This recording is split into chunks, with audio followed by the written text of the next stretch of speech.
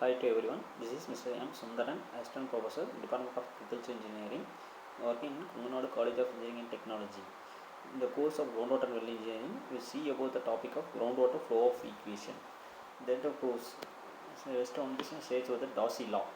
In the Darcy law, the fluid dynamics of hydrology. Darcy law is a phenomenal drive constitutive of the equation describes the flow of liquid through porous medium. The law is formulated by Henry Darcy in 1856 on a flow of water through the bits of sand. The diagram shows the definition of directions of the Darcy laws. Principles. The principle of Darcy law states that governs the movement of liquid in a given substance. Darcy law equation describes the capability of the liquid flow via any porous media like rock. The law is based on the fact considering to follow the between 2 points directly proportional to the pressure between the points distance. The conductivity of flow within the rocks between the points. The measuring the interconductivity is known as permeability. What are the objectives? Objectives of the Darcy law is able to identify the direction of the flow and able to measure the amount of discharge through the permeability. Amount of water is the permeability. Then direct law of equation. Applicable for the laminar only in laminar flow condition.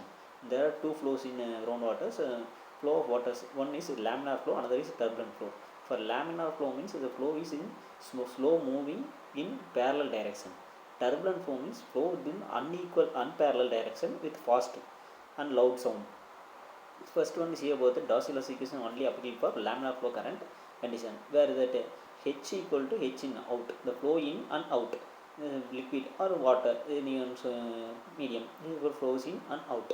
So Q is equal to directly proportional to Q is equal to flow rate and L equal to length of the flow. The A equal to area of the soil specimen or medium diameter to the flow.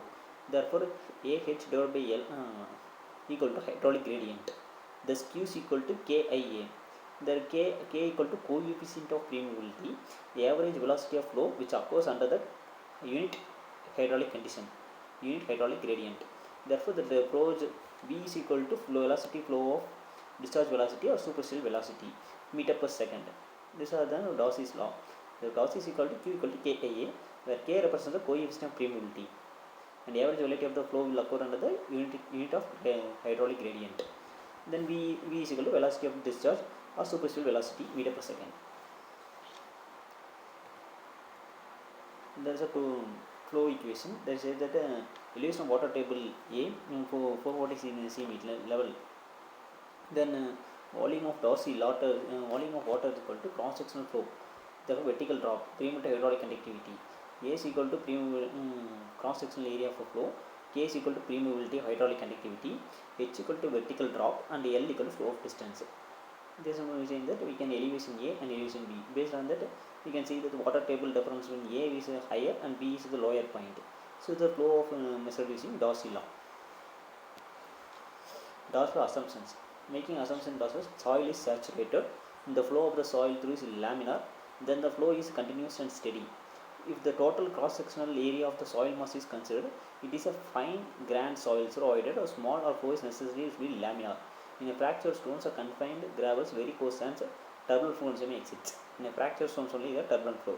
But mainly Darcy law used for the saturated in confined flow of channel, confined aquifer with laminar flow of water. These are the two types of liquids flow. One is a laminar flow and is a turbulent flow. So as you can see that laminar flow there is a movement of water particles through in a parallel direction, but in a turbulent flow there is an unparalleled direction with fast moving. It's called aquifers and unconfined aquifers. In aquifer there are two types, confined and unconfined aquifers. Confined aquifer means this is one kind of aquifer that below the earth crust saturated with the groundwater, where unconfined is one kind of aquifer saltable level of the atmospheric pressure, where both generally found deep below the ground, it is only close to the surface of the ground. Most of the confined are not generally affected by drought. Confined is significantly affected by drought. Type of aquifer is slower pace than unconfined ones. This is a very fast speed. Next one, ground of flow of equation. The symbols, important symbols used in ground of equation. B is equal to aquifer thickness, H is equal to piezometric head, K is equal to hydraulic conductivity, S equal to storage coefficient, S is equal to storage specific storage, T transmittivity, time, and X, Y is coordinate directions. Then flow concepts. Homogeneous, heterogeneous rocks. Heterogeneous means anisotropic aquifer, isotropic aquifer, in confined aquifer, unconfined aquifers. For steady groundwater flow, the steady flow means in confined and unconfined to both confiners. For we can see in the already seen confined and unconfined aquifer. For confined aquifer, the conditions with the confined aquifers you can use Darcy law. Unconfined we use the thesis law or other type of laws are available. We can study about that later. It need to be highlighted when the rate of discharge of groundwater is then there is observed steady of flow in both confined and unconfined aquifers. The steady flow of equation Q is equal to groundwater surface with the original piezometric reading. You can see it equal to pi k h2 minus h1 ln r2 divided by r1. So another one is Q is equal to s1 minus s2 where ln r2 minus r1 where h1 h2 h1 are the observation of wells and s1 s2 are the surface where the groundwater initial and then draw down. This is called the in the steady flow equation. Next,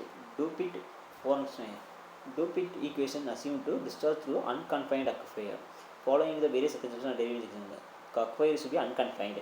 If you are confined aquifer, we use Darcy law. For unconfined aquifer, we use Dupitt-Forstner law. For aquifer should be infinite or real extent. In the aquifer is homozygous, isotropic, and uniform thickness over the area influenced by the test. Period to pumping the piezometric surface of the horizontal area that will be influenced by test.